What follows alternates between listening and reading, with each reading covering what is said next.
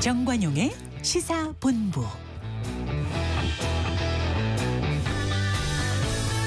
여러분 안녕하십니까? 정관용입니다. 추석 연휴에 폭염이 이어지면서 가을 추자 추석이 아니라 여름 하자 하석이 아니냐 이런 말이 나오기도 했는데, 그렇게 무더웠던 날씨가 언제였냐는 듯 이번에는 폭우가 내리면서 전국에 피해가 속출하고 있습니다. 부산 지금까지 200mm가 넘는 폭우가 쏟아졌다고 그러고요. 땅꺼짐 현상으로 생긴 대형 싱크홀에 트럭 2대가 빠지는 아찔한 사고가 발생하기도 했습니다. 산사태 경보도 잇따르고 있어요. 서울 등 중부의 산사태 위기 경보가 경계 단계로 격상된 가운데 남부와 제주에도 산사태 위기 경보가 오전 10시를 기준으로 경계 단계로 상향 발령됐습니다. 각별히 안전에 유의해서 모쪼록 안전한 주말 보내시길 바랍니다. 9월 21일 토요일 정관용의 시사본부 시작합니다. 먼저 도로공사 연결해서 고속도로 상황 전해드리죠. 조혜민 씨. 네, 오늘 고속도로는 교통량이 크게 많진 않습니다. 하지만 전국 대부분 지역에 강하고 많은 비가 내리면서 사고가 속출하고 있는 만큼 더욱 주의 운전이 필요하겠습니다. 현재 가장 어려운 노선은 1번 경부선입니다. 양방향으로 10여 킬로미터씩 답답한데요. 서울 쪽은 청주와 옥산에서 부분적인 정체고요. 이후 달래내부터 반포까지가 가장 길게 어렵습니다. 부산 쪽은 목천과 천안휴게소 사이 6킬로미터 불편하고 동대구 분기점 부근은 4차로 사고로 2킬로미터 정체인데요. 비가 많이 오고 있는 만큼 20에서 50% 가격으로 추가 사고 나지 않도록 조심해 주시기 바랍니다. 15번 서해안선은 서울 쪽으로 일찍과 금천 사이, 목포 쪽은 서해대교 부근 2킬로미터 정체만 감안하시면 되겠고요. 백번고속도로는 판교에서 일산 방향으로 소래터널부터 송내까지, 판교 쪽은 계양부터 송내까지 더딥니다. 비가 와서일까요? 주말인데도 강원권과 이어지는 50번 영동선은 강릉 쪽으로 마성터널부터 용인 사이, 인천 방향도 둔대분기점부터 반월터널 사이만 짧게 막히고 있습니다. 지금까지 한국도로공사교통센터 조혜민이었습니다.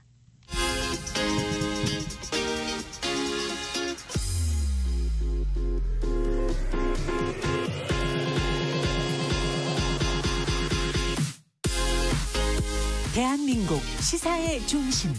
토요일, 일요일 낮 12시 10분. KBS 1라디오 정관용의 시사본부. 하나의 키워드로 다양한 뉴스 정리해드리는 주간 뉴스 큐레이션입니다. 한국일보의 박지연 기자, 오늘은 전화로 연결합니다. 박 기자 안녕하세요. 안녕하세요. 당신의 뉴스 큐레이터 박지연입니다. 네, 오늘의 키워드는 뭔가요? 오늘의 키워드 숙적입니다. 숙적, 오랜 원수라는 뜻이잖아요. 네. 네, 어떤 뉴스들 준비했나요? 네, 김정은 북한 국무위원장이 직접 중국을 숙적으로 규정했습니다. 이 북한과 중국 사이에서 예전과 다른 파열음이 표출되더니 한국을 포함해 주요국이 대부분 참석한 중국의 공식 행사에도 북한 외교사절을 보내지 않는 등 불편한 심기를 숨기지 않고 있습니다. 네. 또 레바논에서 일명 삐삐로 불리는 무선 호출기와 무전기 폭발로 수천 명의 사상자가 발생한 가운데 헤즈볼라가 이스라엘의 소행이라고 지목하면서 보복을 공언했습니다. 이스라엘은 헤즈볼라가 장악하고 있는 레바논 남부 지역에 대한 공습에 나서면서 전면전 우려가 커지고 있습니다. 네, 먼저 첫 소식, 이 북한과 중국은 혈맹 관계였는데 이제는 김정은이 중국을 숙적이라고 했다고요? 네, 최근 김정은이 자신들에게 압박을 강화하는 중국을 겨냥해 숙적이라는 발언을 했다고 복수의 대북 소식통을 인용해 중앙일보가 보도했습니다. 앞서 김정은은 지난 7월 중국 주재 외교관들에게 중국 눈치를 보지 말라는 지시를 내렸는데 이와 비슷한 맥락으로 보인다는 겁니다. 북한에서 김정은의 말 한마디, 이건 곧 법이나 마찬가지잖아요. 네, 맞아요. 이 김정은의 한마디는 북한의 대중 기조에 1호 가이드라인으로 영향을 미칠 가능성이 큽니다. 이 당과 군 조직 내에서 체계적으로 전파되면서 일종의 행동 지침으로 작용하거든요. 이 김정은이 직접 중국을 숙적이라고 부른 파장이 적지 않을 것으로 보입니다. 조금 아까 북한이 불참했다는 중국 공식 행사는 어떤 행사였어요? 네, 중국 국방부가 7월 31일 베이징 인민대회당에서 건군 97주년 리셉션을 열었는데요. 여기에 주중 북한 무관들이 참석하지 않았다고 합니다. 이 당시 행사에는 중국 중앙군사위원회의 류전리 연합참모부 참모장관, мя오화 정치공작부 주임 등이 참석을 했고요. 둥진 중국 국방부장, 우리나라로 치면 장관이 축사를 했습니다. 과거에는 북한이 열심히 참석했던 행사죠? 네, 그렇습니다. 그동안 중국의 각종 기념식에 북한이 적극적으로 참여했던 전례를 볼 때 중국군 주요 수뇌부가 참석한 큰 행사에 중국 주재 북한 무관단이 나타나지 않은 건 꽤 상징적입니다. 이 북한이 중국에 대해 불편한 심기를 숨기지 않고 있다, 이런 해석이 나오는 이유입니다. 김정은이 숙적이라고 지칭한 구체적 대상이 확인되고 있나요? 그 발언의 맥락이나 대상은 아직 정확히 확인되지는 않았습니다. 다만 중국이 최근 북한의 밀수 행위 단속을 대대적으로 강화하고 김정은이 사용하는 1호 물품까지 압류한 뒤 반환 요청을 거부하는 등 강도 높은 조치를 취하고 있어서 이에 대한 반발일 가능성이 커 보인다는 게 언론의 분석입니다. 네. 혹시 이번 행사에서 중국이 북한을 초대하지 않은 건 아닌가요? 그런데 중국 정부는 북한은 물론 이 자국에 주재하고 있는 모든 국가의 무관단에 초청장을 발송했다고 해요. 특히 우리나라도 초청을 받아서 중국 주재 우리 무관단이 참석을 했거든요. 그러니까 한국도 참석한 행사에 북한은 대표단을 보내지 않은 셈입니다. 네. 그럼 북한은 이번 행사 한 번만 불참한 거예요? 아니면 또 다른 행사에도 불참한 게 있나요? 네, 인용된 또 다른 소식통에 따르면요. 북한은 중국 본토뿐 아니라 해외의 여러 중국 대사관에서 개최된 중국 건군 기념일 행사에도 이 자국의 공관원들을 참석시키지 않은 것으로 확인됐다고 합니다. 그럼 반대로 중국은 어때요? 북한이 여는 행사에 중국은 참석하고 있어요? 거꾸로 중국도 북한이 주최하는 공식 행사에 소극적인 모습입니다. 이 왕야준 북한 주재 중국 대사는 같은 달 27일 북한이 정전협정 체결 71주년을 맞아 평양 체육관 광장에서 개최한 행사에 참석하지 않았다고 합니다. 네, 양쪽 다 참석하지 않는다. 확실히 북중 관계가 달라지긴 달라졌네요. 근데 아까 겉으로 드러난 원인으로 김정은의 물품까지 압류하는 중국의 밀수 단속, 이걸 언급했는데 그보다 더 근본적 이유는 뭐라고 봐야 됩니까? 아무래도 이 근본적인 이유는 이 북한의 핵 문제를 바라보는 시각이 다르기 때문으로 보입니다. 네네. 이물출 경남대 극동문제연구소 교수는요. 김정은 정권의 핵심 정책인 핵 문제를 두고 북중 양국 간의 근본적인 이견이 존재하는 것으로 추정된다면서 이 중국이 국제사회의 대북 제재를 계속 이행하려는 의지를 보이며 주요 밀수 루트까지 단속을 강화하는 것도 양국 관계에 일정 부분 영향을 끼쳤을 것이라고 진단했습니다. 예. 과거에도 북한이 중국한테 이렇게 반감을 드러낸 적이 있었어요? 국가정보원 3차장을 지낸 한기범 아산정책연구원 개건 선임연구위원은요. 이 김정은이 2015년 초에 미국과 일본은 100년 숙적이지만 중국은 5,000년 숙적이다. 중국 없이도 살아갈 수 있으니 중국에 사소한 양보도 하지 말라는 지시를 내렸다고 소개했습니다. 2015년 초. 그때는 왜 그랬대요? 2014년 7월 이 시진핑 중국 국가주석이 북한보다 한국을 먼저 방문하자 김정은이 이를 배신 행위로 간주했다는 게 한 전 차장의 설명입니다. 예, 이후 김정은은 2015년 대외 정책 목표를요. 러시아와 관계를 확대 발전시키는 걸로 설정했습니다. 네, 북한이 중국을 숙적이라고 부른다. 참 정말 많이 달라졌군요. 자, 다음 뉴스가 이제 레바논에서 동시다발로 발생한 원격 폭발 사건이죠? 네, 맞습니다. 무선 호출기 폭발로 숨진 레바논의 시민의 장례식에 많은 인파가 모였는데 이 갑자기 연달아 폭발음이 납니다. 이 삐삐에 이어 이번엔 휴대용 무전기가 동시다발적으로 폭발한 건데요. 이틀간 이어진 폭발로 인한 사상자는 3,100명이 넘습니다. 이스라엘하고 팔레스타인은 정말 오래 전쟁을 여러 차례 벌인 그런 사이인데 이스라엘과 레바논도 숙적인가요? 그렇습니다. 이스라엘과 레바논 이 양국은요 서로를 적대하고 또 외교 관계도 맺고 있지 않습니다. 이 1970년대 팔레스타인 난민들이 레바논으로 유입되고 또 시리아와 이란의 지원을 받는 이 무장정파 헤즈볼라가 레바논 남부를 장악하고 이스라엘과 종종 무력 충돌을 벌이는 상황입니다. 이스라엘은 레바논의 적성국으로 지정돼 있습니다. 정확히는 이스라엘과 무장정파 헤즈볼라의 충돌 이렇게 보는 게 맞겠군요.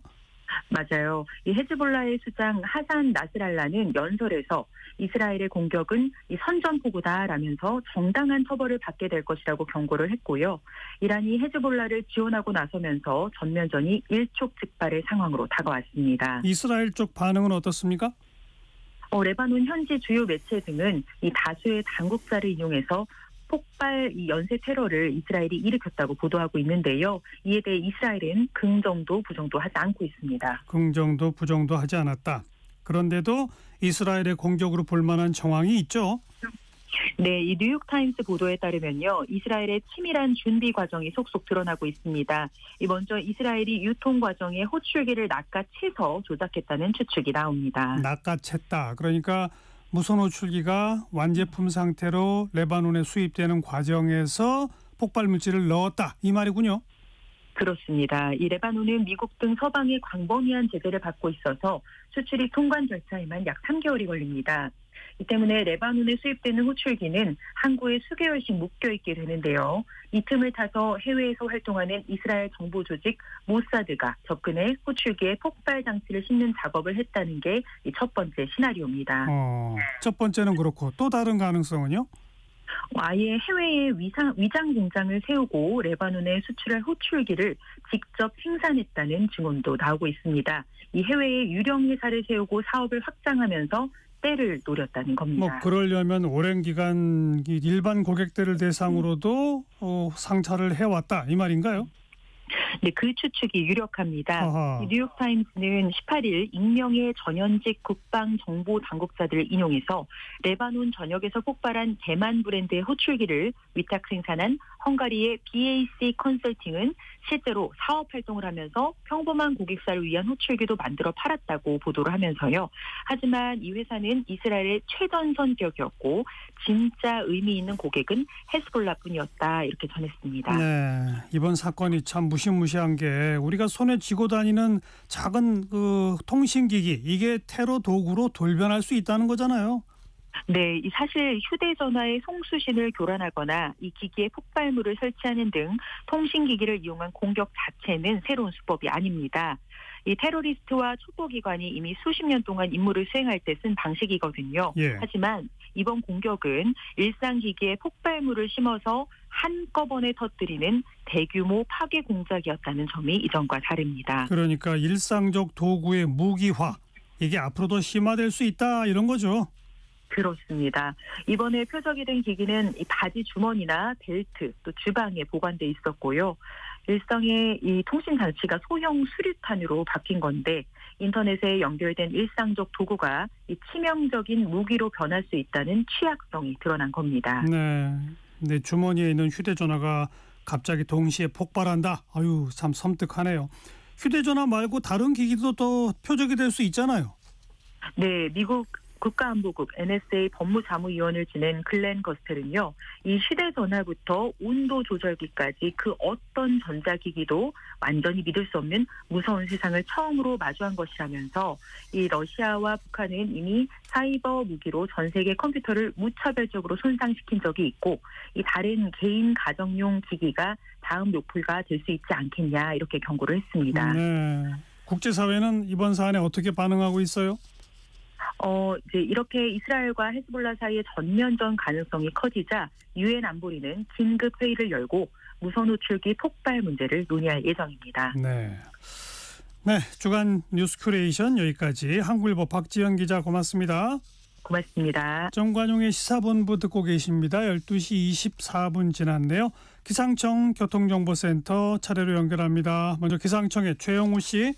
네, 날씨 정보입니다. 현재 강원 영동, 충청권 남부지방과 경기 일부에 호우특보 폭풍특보가 내려져 있고 특히 남부지방 중심으로 시간당 30에서 60mm 내외의 매우 강한 비가 오고 있습니다.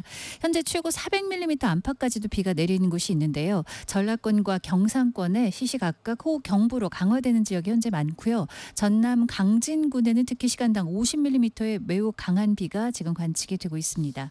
오늘까지 전국 대부분 강하고 많은 비가 오겠습니다. 호우특보와 함께 강풍특보와 풍랑특보가 발효된 곳이 많고요.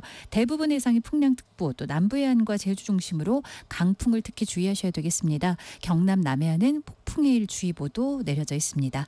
오늘 서울, 인천, 경기 북부는 낮까지, 경기 남부와 강원 내륙 늦은 오후까지, 충청권 남부는 저녁이나 밤까지 비가 오겠습니다.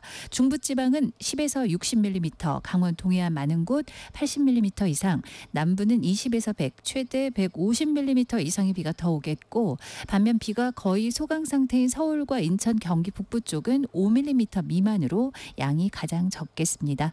내일도 제주와 동해안은 밤까지 비가 오겠고요. 내일 오후 충청과 남부에는 소나기 예보가 들어있습니다. 오늘 아침 서울이 17도 등으로 전국적인 아침 기온이 크게 내려앉았습니다. 낮 기온도 서울 23, 강릉 20, 대전, 대구 25, 광주, 부산 28도 등으로 폭염이 꺾인 상태가 대부분 이어지겠지만 제주에는 폭염특보가 발효된 가운데 30도를 넘는 곳이 있겠습니다. 현재 서울 기온은 20.8도, 어제와 오늘 서울에는 81.5mm의 비가 왔습니다. 날씨 정보 전해드렸습니다. 계속해서 이 시각 교통 상황은 KBS 교통정보센터의 이현 씨가 알려드립니다. 네, 도로 위 교통량은 그렇게 많지 않은데요. 앞서도 들으셨지만 오늘은 날씨가 좋지 않아서 걱정입니다. 부산 경남 지역에서도 비 피해가 잇따르고 있습니다. 교통 통제 구간도 생겨나고 있습니다. 창원 터널과 불모산 터널입니다. 창원에서 김해 방향이고요. 산사태 우려로 교통 통제가 이루어지고 있습니다. 부산 강서구 지사동 일대 도로가 물에 잠겨 있습니다. 한편 집중호우가 내리면서 경부선 등의 열차 운행도 지연되고 있으니까요. 미리 운행 정보 확인하고 출발하시는 게 좋겠습니다. 고속도로는 빗길 사고 구간이 많습니다. 경부고속도로 부산 쪽으로 동대구 분기점 부근입니다. 4차로에서 화물차 관련 사고를 처리하고 있습니다. 도동 분기점부터 여파를 받고 있습니다. 평택 제천고속도로 제천 쪽으로는 서안성 부근인데요. 여기도 사고 때문에 정체되고 있습니다. KBS 교통정보센터였습니다.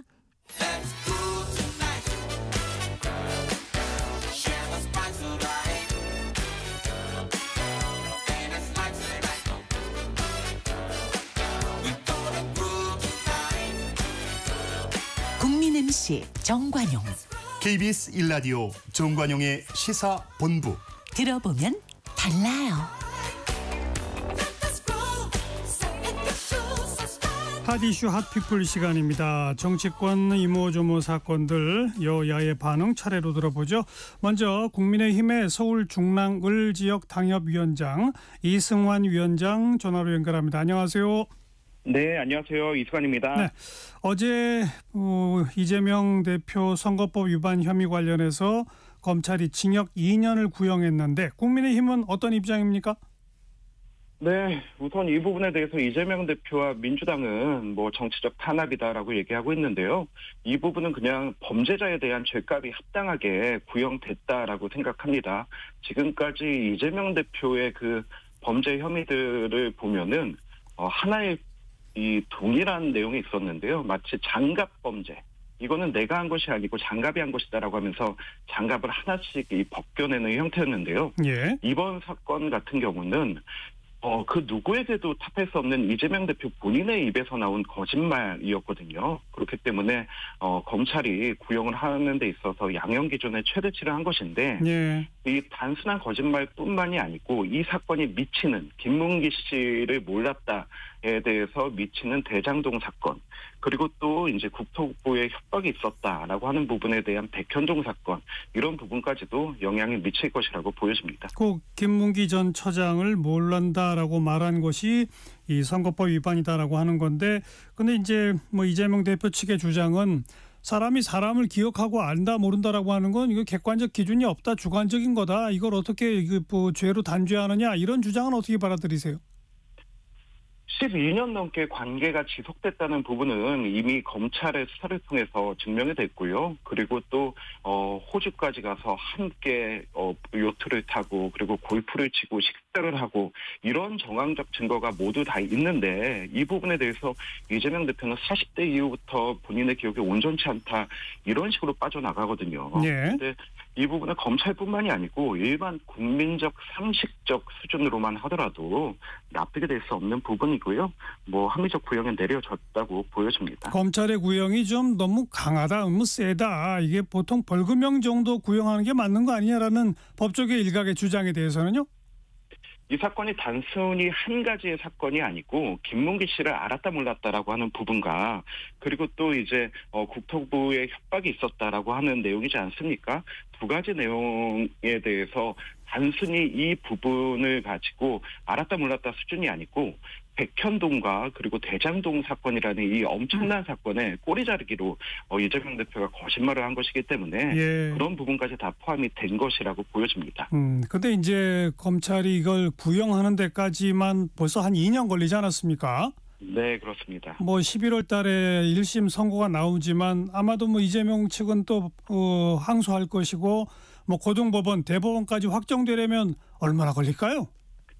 이게 사실은 1년 안에 모두 다 끝나야 되는 내용입니다. 1심 판결까지는 6개월이고요. 그리고 2심과 대법원 판결까지 간다 하더라도 1년 안에 끝내야 된다는 공직선거법상의 강제 규정이 있는데 근데 이 과정을 보면은 이재명 대표가 그 단식을 하면서 이미 2달 가까이 재판을 지연시킨 게 있었고요. 그리고 또 중간에 부장판사가 이제 그만두고 나갔던 부분도 있고요. 이 사법 시스템에 대한 국민의 신뢰는 국가를 운영하는 가장 근간이기 때문에요. 지연된 정의를 가지고 더 이상 국민의 의혹을 만들어내기보다는 정말 빠르게 진행돼야 된다고 봅니다. 법원을 향해서 빠르게 재판 결과 내놔라 이 말씀이로군요. 네.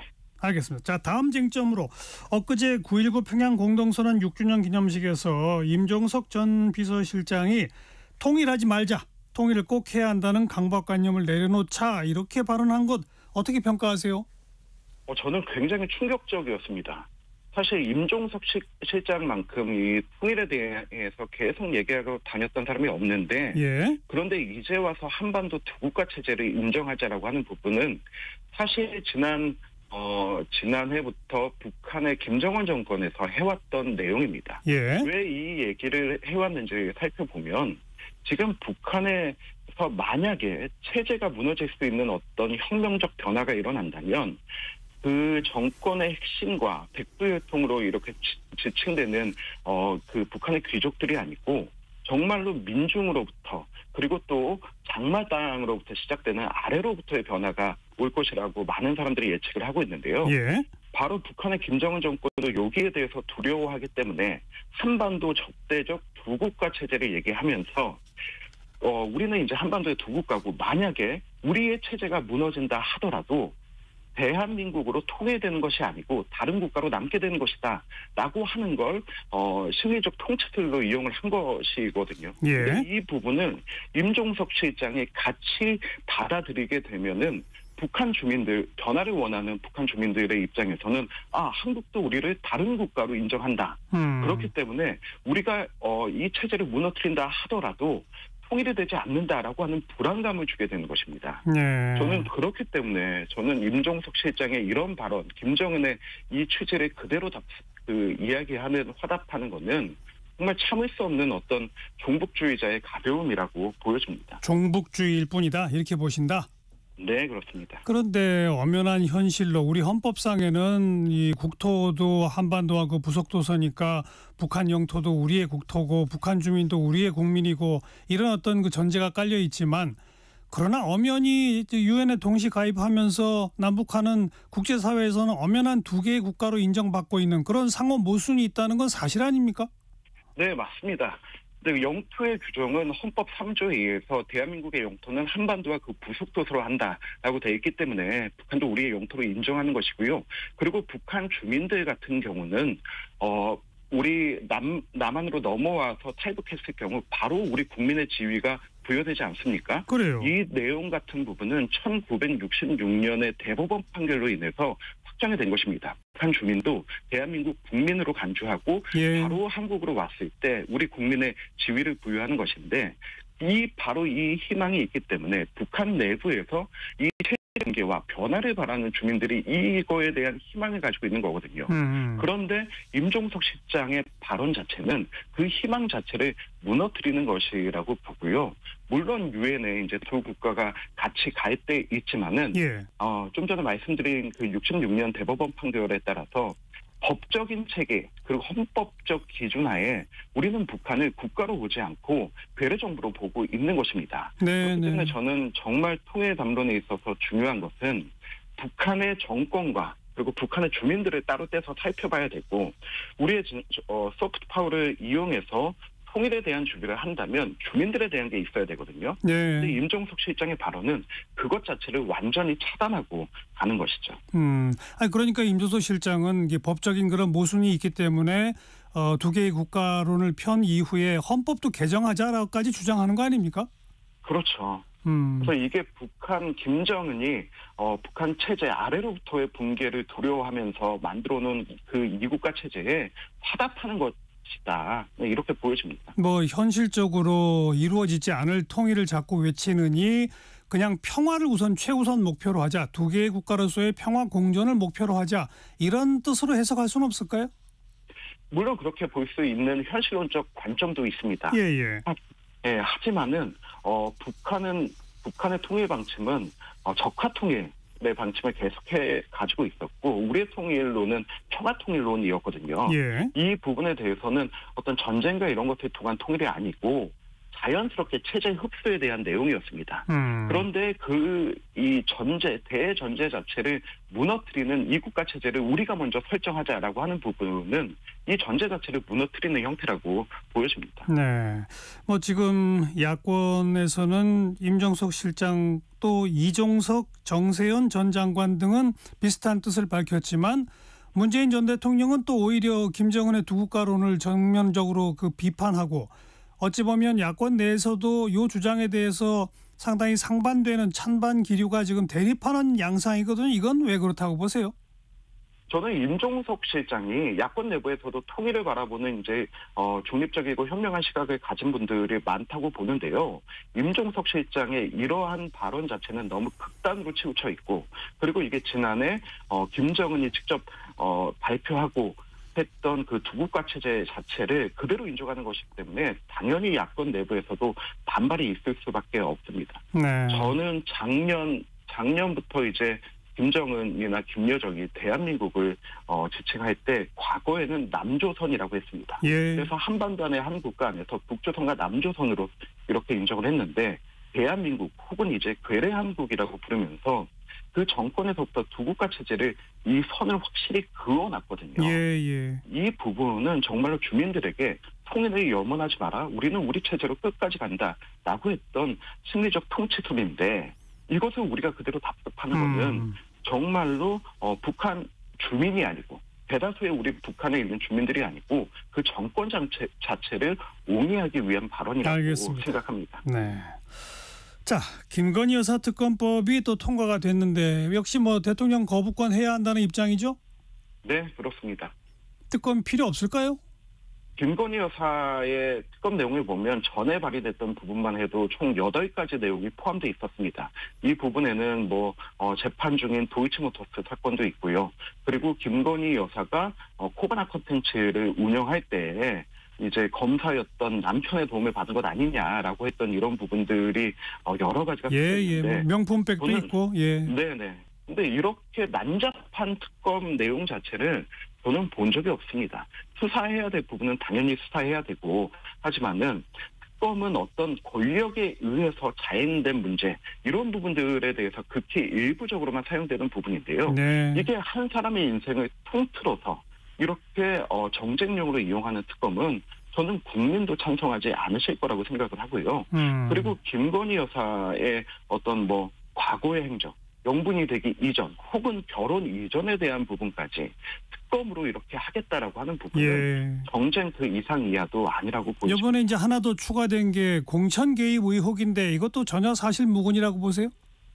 저는 이 부분은 특히 더 황당한 게 원래 정말로 권력자가 권력을 가지고 누군가의 공천에 대해서 개입해서 하고자 한다면 이 부분의 가장 대표적인 사례가 저는 이재명 대표라고 보거든요.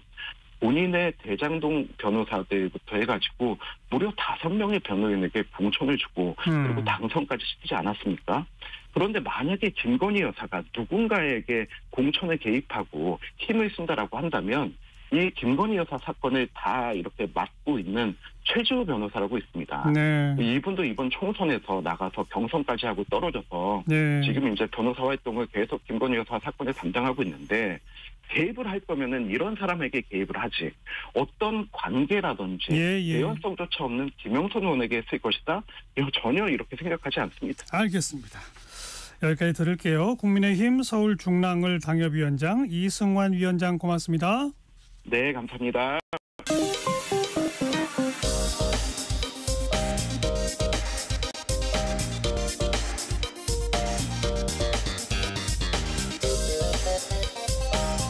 팩트체크 진짜 뉴스 정관용의 시사본부 KBS 1라디오 들어보면 압니다. 기상특보 2가지 전해드릴게요.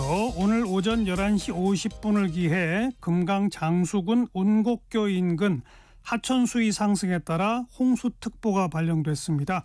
홍수특보 발령 대상 하천 인근 주민들께서는 라디오, TV, 홍수통제소 홈페이지, 홍수 알림이 앱 등을 통해 홍수 및 기상 상황을 수시로 확인해 주시기 바라고 홍수 발생 시에 해당 시군의 통제에 따라 안전한 곳으로 신속하게 대피하시기 바랍니다.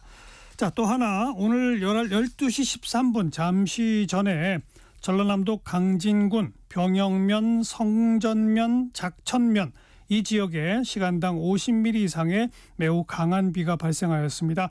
침수 지역이나 하천, 산간, 계곡 등 위험 지역에 있거나 대피 권고를 받았을 경우에는 주변에 있는 사람과 함께 즉시 안전한 곳으로 대피하시기 바랍니다. 이상 기상청에서 알려드렸습니다. 자, 핫이슈 핫피플 이번에는 더불어민주당 부천병 지역구인 이건태 의원을 역시 전화로 만나봅니다. 이 의원 안녕하세요. 안녕하세요. 네. 이건태입니다. 어제 검찰이 이재명 대표한테 선거법 위반으로 징역 2년 구형한 거 어떻게 평가하십니까? 예, 정치 검찰이 무도하다는 것은 하루 이틀 일이 아니었는데요. 어제 양형 기준상 최고 구형이거든요, 2년이. 예. 그걸 구형한 걸 보고 그 무도함에 분노하고 있습니다. 근데 이제 왜 2년을 구형했을까? 제 나름대로 생각해 보니까 이 검찰의 불안감을 드러낸 것이다. 저는 그렇게 생각합니다. 예. 왜냐하면 예. 검찰이 이 사건에 자신이 있었다면 벌금 구형했을 것으로 보이거든요. 근데 자신이 없으니까 법원을 압박하려고 전략적으로 최고 구형을 한 것으로 저는 그렇게 생각합니다. 네. 근데 이제 검찰 쪽의 주장은 오랜 기간 잘 알고 같이 활동하고 했던 그런 증거들이 명백한데도 선거에서 대장동이나 백현동과의 자기의 의혹 관계를 꼬리 끊기 위해서 의도적으로 거짓말을 한 것이 명백하니까 선거에 미친 악영향이 너무나 크니까 중형에 처해야 한다. 이런 주장 어떻게 보세요? 이게 검찰의 일방적인 주장이고요. 법정에서 검찰의 그런 일방적인 주장이 굉장히 대부분이 탄핵이 됐기 때문에 검찰의 구형 과정에서 했던 일방적 주장은 의미가 없다고 봅니다. 예. 이재명 대표가 법정에서 나는 거짓말한 적이 없다. 이제 이렇게 말씀을 하셨는데, 네. 제가 이제 찾아봤더니 성남시청 직원이 한 3,000명, 성남 도시개발공사 직원이 한 1,000명 정도라고 그럽니다. 정치를 하는 사람은 다 이제 한두 번 경험이 있는데 어저께 만난 사람도 오늘 내 기억을 못 해가지고 곤욕을 치른 그런 경우가 많아요. 이런 현실을 감안하지 않고 발언을 토시 하나까지 문제 삼고 하는 것은 전 타당성이 없는 주장이다 이렇게 생각합니다. 1심 선고가 11월 15일로 예고돼 있는데 민주당은 무죄 판결 날 거라고 보시는 건가요? 네, 그렇습니다. 예. 이제 최초에 검찰이 기소했던 것은 김문기 씨를 몰랐다. 네. 또 백현동 관련해서 협박을 받았다. 이 발언 가지고 이제 기소를 했는데 예. 한 1년 9개월 동안 그걸로 재판을 하다가 예. 어떻게 알았는지 몰랐는지 사람의 기억이나 인식이 공선법상에 정해진 그 허위사실의 구속 요건 그가 하나하나 정해져 있거든요. 학력이나 경력 이렇게 정해져 있거든요. 예. 여기 어디에 해당되느냐라고 이제 변호인들이 주장하니까 갑자기 이제 공소장을 바꿨어요. 예. 바꿔가지고 도대체 그 공선법상의 행위가 이제 그 중에 하나인데 어떻게 해서 행위로 엮으려고 교유행위라는 말을 만들어냈습니다. 저는 교유행위라는 말을 들어보지도 못했는데 예. 그래서 김문기 씨를 몰랐다고 한 것은 교유행위를 부정하기 위해서 한 말이다. 그러니까 1차 이재명 대표가 했던 말을 해석해가지고 예. 그 해석은 교유행위를 부정하게 한 거다. 예. 이렇게 이중적인 해석과 관념 위에다가 교유행위라는 행자를 붙여가지고 공소사실을 구성한 겁니다. 네. 그것만 보더라도 검찰의 공소사실이 얼마나 사상누각인지를 알 수가 있습니다. 교유 그러니까 서로 알고 교류했다 이런 거죠? 교유는 국어사전에도 안 나온다고 합니다. 한자가 예. 사기의 교자에 놀 유자예요. 사기고 논 사이라고 한다면 예. 그 단어 자체로만 볼 때도 알았습니다. 알겠습니다. 이재명 시장과 그 산하기관에 있는 직원이 사기고 논 사이는 분명히 아니지 않습니까? 아무튼 예. 그런데 이게 그 선거법 위반 사건의 경우 사실 1, 2, 3심 합해서 한 1년 안에 끝내야 되는데 지금 1심 판결까지도 벌써 2년이 넘게 걸린 거. 이거는 이재명 그 대표 측에서 고의로 자꾸 재판을 지연시켰다라는 주장은 어떻게 보세요? 먼저 이제 선거법 사건을 가급적 빨리 끝내라고 하는 규정이 있는 건 맞는데요. 예. 지금까지 저도 변호사로서 법조 생활 많이 했지만 그건 훈시 규정이지 어느 선거법 사건도 그렇게 빨리 끝낸 적이 없습니다. 예. 그게 이제 하나 말씀드리고 예. 두 번째는 지금 이재명 대표님이 대장동 사건으로 일주일에 2번씩 그다음에 뭐 위증교사 사건으로 격주에 1번 공선법 사건으로 격주에 1번 이렇게 재판을 계속 받고 계시거든요. 예. 그러니까 이재명 대표로서는 최대한 시간을 내서 법원의 재판에 협조하고 있는 거고요. 예. 반대로 검찰은 백현동 그 배임 사건으로 기소를 했음에도 불구하고 지금 10개월이 넘도록 변호인들한테 증거 기록을 내주지 않고 있습니다. 증거 기록이 뭐 1, 2척 정도 아니고 뭐 10만 쪽 이렇게 되는 분량들의 기록을 기소했음에도 불구하고 네. 변호인들한테 기록을 내주지 않아요. 그럼 변호인들이 언제 그걸 읽어보고 언제 준비해서 재판을 준비하겠습니까? 이것은 검찰이 변호인들의 방어권을 침해하기 위해서 일부러 안 해주고 있는 겁니다. 그러면 이 재판을 누가 끌고 있는 것인지 예컨대 성남 FC 사건 같은 경우는 검찰 측 증인만 해도 400명이 넘는다고 그래요. 예. 그 많은 증인이 공소사실을 입증하는데 저는 다 필요하진 않을 거라고 봐요. 그럼 왜 그 많은 증인들을 검찰이 내세우느냐? 그것은 검찰이 이 많은 증인을 다 신문하지 않으면 재판을 끝낼 수 없다. 다시 말해서 검찰이 재판을 지연하고 있는 것입니다. 알겠습니다. 자, 김건희 여사 특검법 통과시켰는데 대통령실은 또 거부권 행사할 게 거의 확실시되지 않습니까? 어떻게 보세요? 그렇게 예상하고 있습니다. 예. 그거 뭐 법 통과시키면 거부권하고 다시 재의결해봤자 또 부결되고 이게 뭐 어찌 보면 쓸데없는 일의 악순환 아닌가요? 그렇게 느껴질 수 있지만 국민들 대다수가 김건희 여사 특검법을 지지하고 있고 또 이 사건에 대해서 국민들이 의혹을 가지고 있기 때문에 대통령 스스로 가족의 사건에 대해서 떳떳하다면 당연히 거부권을 행사해서는 안 되는 겁니다. 김건희 여사라고 해서 수사 대상이 안 된다는 것은 우리가 용납할 수 없지 않습니까? 김건희 성역 정권이라는 것이죠, 지금. 그러니까 더구나 헌법의 내재적 한계상 헌법 교과서에 대통령의 거부권을 100% 마음대로 행사할 수 있는 게 아니라 자기 가족에 대해서는 거부권 행사할 수 없다는 게 헌법 교과서에서 나오는 그런 예. 법리입니다. 내재적 한계가 있다는 것이죠. 예. 그러니까 어떻게 보면 헌법 교과서에 언급하는 거부권 행사의 내재적 한계, 다시 말해서 대통령이 헌법을 위반하는 거부권 행사를 하고 있는 겁니다. 네. 그러니까 그렇게 대통령이 헌법을 위반하는 거부권을 행사하면 그게 곧 탄핵 사유가 될 수 있을까요? 저는 탄핵 사유가 된다고 생각합니다. 헌법 위반이니까요. 어허.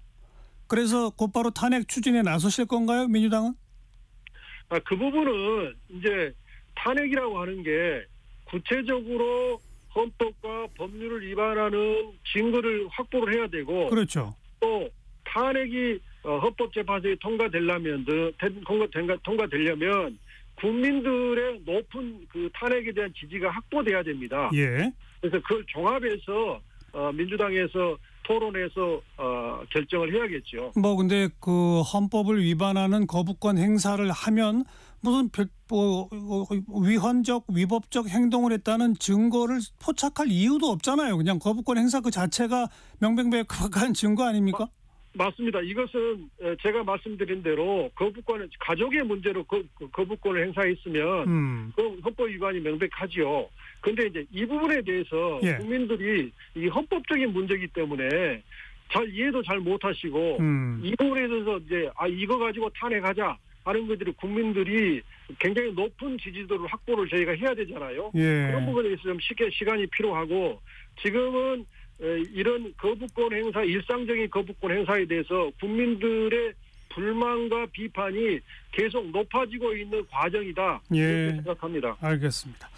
자, 임종석 전 비서실장이 통일하지 말자, 통일 꼭 해야 한다는 강박관념을 내려놓자 이런 발언을 해서 과거 통일부 장관을 지내신 분들도 서로 엇갈린 찬반 그 입장을 보이고 있고 지금 야권 내부가 바로 이 두 국가론을 인정하느냐 마느냐로 좀 양분된 모습인데 우리 이 의원은 어떤 생각이세요? 저는 이제 이 분야의 전문가는 아닌데요. 그리고 이 문제 가지고 저희 민주당이 나눠주고 그런 것 같지는 전혀 않고요. 이 문제를 가지고 당내에서 본격적으로 논의하거나 그런 적이 없습니다. 아직은 그런 적은 없죠. 예. 근데 이제 시작 아닐까요? 저는 그렇게 보지 않습니다. 이런 논란을 하려고 하는 것은 우리 민주당을 서로 뭉치게 하지 않으려고 하는 그런 정치적 의도가 있다고 보고요. 예. 그래서 이 논란에 대해서는 민주당이 지금 원내 의원님이 그 원내에서 정식적으로 우총이나 이런 데서 발언해가지고 문제 제기한 것도 아닌데 이걸 가지고 저희가 논란을 벌인 것은 타당하지 않다. 아직은 그럴 때가 아니다. 그렇게 생각합니다. 알겠습니다. 여기까지 경기 부천병 지역구 더불어민주당 이건태 의원 고맙습니다. 네, 감사합니다. 1부 마치겠습니다. 송창식의 푸르른 날 듣고요. 1시에 옵니다. 눈이 부시게 푸르른 날은 그리운 사람을 그리워하자